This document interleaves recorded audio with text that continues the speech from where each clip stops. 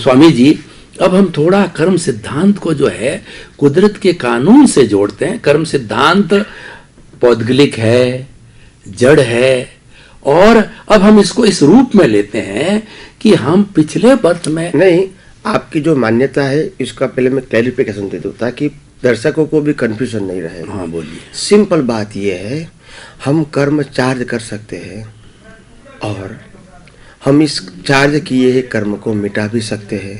इसीलिए प्रायश्चित बताया है। क्या बताया है कि अगर 5 साल की उम्र हमने कर्म किया है और आज मेरी उम्र 50 साल की है तो इस कर्म को मैं इरेज भी कर सकता हूँ। इसीलिए प्रायश्चित बताया। क्या बताया है? प्रायश्चित। अगर प्रायश्चित शब्द नहीं होता है तो हम करेक्शन नहीं कर सकते हैं। तो मैंने कर्म किया तो भुगतान करनी ही पड़ेगी, मगर ऐसा नहीं है। कुदरत का कानून यह है कि तुम जिंदगी भर तक कर्म करते रहो, मगर जहाँ तक कर्म करने की आपके पास सत्ता है वहाँ तक आपको किए हुए कर्म को बिना भुगतान किए मिटाने की, कम करने की, लाइट करने की भी शक्ति कुदरत ने एट ए टाइम पैरेलल दिया है। क्या दिया है? पैरेलल। और तभी तो प्रायश्चित शब्द है।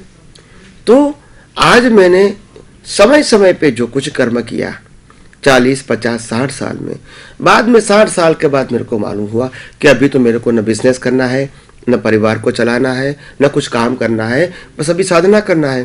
साधना करना करते मेरे को मालूम हुआ कि मैंने अपने जीवन में ऐसे ऐसे प्रकार के गलत भाव गलत व्यक्तियों के साथ किया है। तो मेरे को ये समझना पड़ेगा कि जो गलत भाव किए हैं, गलत विचार किए हैं, ये सबको मैं आज मिटा सकता हूँ। इसीलिए मैं मिटा सकता हूँ। तो इसीलिए मैं मिटाने का प्रयोग है प्रायश्चित, क्षमा मांगना और अपनी गलतियों को स्वीकार करना। इसको जैन धर्म में बताया है आलोचना, प्रतिक्रमण, प्रत्याख्यान। गलतियों को स्वीकार करना, गलती की माफ़ी मांगना और दूसरी बार ऐसी गलतियां न करने का निश्चय करना।